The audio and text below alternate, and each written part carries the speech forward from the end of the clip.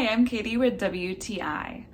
Are you in love with the convenience of your espresso maker, but not quite sure where you're supposed to store all of those wonderful little espresso pods?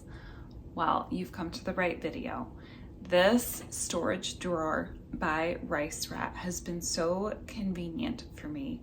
What I love about it is that it doesn't take up any counter space because you can fit your machine or mugs on top of it.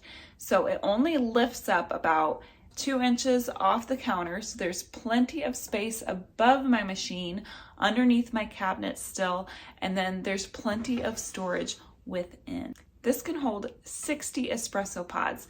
Now, whether you go with the name brand for your machine or other brands for it, as long as it's compatible with the Nespresso machine, it's going to fit in this drawer. My storage solutions are finally taken care of, and I really love this drawer. I can see what I have left. I can see what flavors I'm grabbing. I don't have little cardboard boxes all over the place.